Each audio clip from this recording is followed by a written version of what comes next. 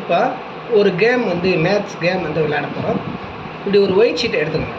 இந்த ஒயிட் ஷீட்டில் இந்த மாதிரி கட்டம் போட்டுக்கோங்க. அதாவது இந்த சைடு வந்து 4 கட்டம், இந்த சைடு 4 கட்டம், இந்த சைடு 4 கட்டம், இந்த சைடு 4 கட்டம் இருக்கிற மாதிரி ஒரு கட்டத்தை போட்டுக்கோங்க. சரிங்களா? போட்டதுக்கப்புறம் ஒரு 20, அது ஒரு பாசியோ அல்லது புளி விதையோ அல்லது குண்டோ கோழிக்குண்டோ இது மாதிரி ஒரு 20 வந்து எடுத்துக்கோங்க. ரைட்டுங்களா? எடுத்துகிட்டு இப்போ என்ன செய்கிறோம் அப்படின்னா, இந்த கார்னரில் மட்டும் 2, இங்கே 1, இங்கே 1, இங்கே 2.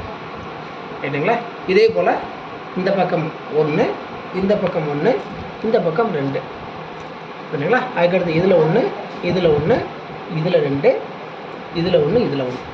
சரிங்களா? இப்போ மொத்தம் எவ்வளோ வச்சுருக்கோம் அப்படின்னா 16 புளிய விதைகளை வந்து அதில் வச்சுருக்கோம். மீதி வந்து 4 இருக்குது. இந்த 4 வந்து சென்டரில் வச்சுட்டேன். இப்போ என்ன செய்ய போகிறோம் அப்படின்னா, இந்த புளிய விதை 4 விதைகளையும் உள்ளே வந்து சேர்க்க போகிறோம். சேர்த்தாலும் இந்த சைடில் இருக்கக்கூடிய புளி விதைகள் பார்த்திங்கன்னா 6 இருக்கும். பார்த்திங்கன்னா 2, 3, 4, 5, 6. அதே மாதிரி இந்த பக்கம் கவுண்ட் பண்ணுங்கள். 2, 3, 4, 5, 6. அதே மாதிரி இந்த பக்கம் பாருங்கள். 2, 3, 4, 5, 6. அதே மாதிரி இந்த பக்கம் பாருங்கள். 2, 3, 4, 5, 6. ஸோ எல்லா பக்கமும் எப்படி இருக்குது? 6, 6 கரெக்டாக இருக்குது. இப்போ என்ன செய்ய போகிறோன்னா, இந்த சைடில் இருக்கக்கூடிய இந்த 4 புளி விதைகளும் உள்ளே சேர்க்க போகிறோம். அப்படி சேர்த்ததுக்கப்புறமும் இதனுடைய கூடுதல் 6 தான் இருக்கும்.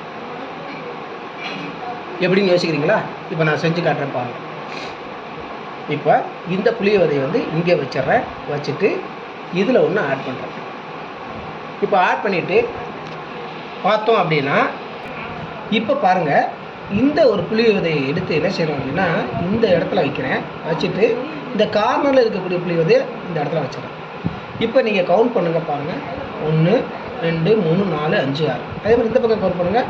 1, 2, 3, 4, 5, 6. பார்த்தீங்களா? ஒன்று சேர்த்த ஒன்று இந்த டோட்டல் எதுவுமே என்ன செய்யலை, மாறலை. ஸோ இதே போல் நம்ம அடுத்த ஒரு புளிய விதையை என்ன செய்ய போகிறோம், உள்ளே சேர்க்க போகிறோம். அதாவது இந்த இருக்கக்கூடிய புளிய விதையை என்ன செய்கிறோம் அப்படின்னா, இந்த இருக்கக்கூடிய புளிய விதையில் இதில் ஒன்று என்ன செய்கிறோம், ஆட் பண்ணுறோம். இங்கே இருக்கக்கூடிய புளிய விதையை இதில் ஒன்று சேர்ப்போம். இப்போ பாருங்கள், 2, 3, 4, 5, 6. இங்கிட்டு பாருங்கள், 1, 2, 3, 4, 5, 6. இங்கிட்டு பாருங்கள், 1, 2, 3, 4, 5, 6. இங்கே பாருங்கள், 1, 2, 3, 4, 5, 6. எந்த பக்கமே என்ன செய்யலை, ஆனால் சேஞ்சஸ் வரும். எல்லா பக்கமும் 6 தான் வரும்.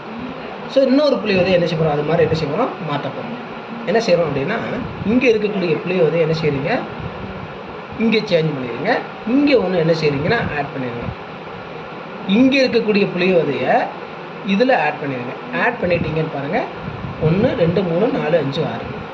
1, 2, 3, 4, 5, 6. பார்த்தீங்கன்னா கரெக்டாக 6, 6 இருக்குது. ரைட்டுங்களா? ஸோ இப்போ இதே போல் இன்னும் 1 மட்டும்தான் இருக்குது. அதையும் வந்து நம்ம என்ன செய்ய போகிறோம்னா சேஞ்ச் பண்ண போகிறோம். இப்போ இங்கே இருக்கக்கூடிய புளிய விதையை என்ன செய்கிறோம்னா எடுக்கிறோம். எடுத்துகிட்டு இங்கே இருக்கக்கூடிய புளிய விதையை இதில் ஒன்று என்ன செஞ்சுக்கோங்க, மாற்றிக்கோங்க. மாற்றிட்டு பார்த்தீங்கன்னா 1, 2, 3, 4, 5, 6. அதே போல் இந்த இருக்கக்கூடிய வெளியே இருக்க புளிய விதையை நான் இங்கே வச்சுட்டுங்க. 1, 2, 3, 4, 5, 6. இப்போ எல்லா பக்கமும் கூட்டி பாருங்கள். இந்த பக்கம் 6 தான் வரும், இந்த பக்கம் 6 தான் வரும், இந்த பக்கம் 6 தான் வரும், இந்த பக்கம் 6 தான் வரும். பார்த்தீங்களா? இந்த 4 புளிய விதை இல்லாமல் இருக்கும் பொழுதும் 6 தான் டோட்டல் வர மாதிரி இருந்துச்சு. 4 புளிய விதைகளை உள்ளே சேர்க்கும் போதும் 6 தான் டோட்டல் வர மாதிரி வரும். நல்ல மேஜிக் தானே? நீங்களும் இது மாதிரி செஞ்சு பார்க்கலாமா? நன்றி.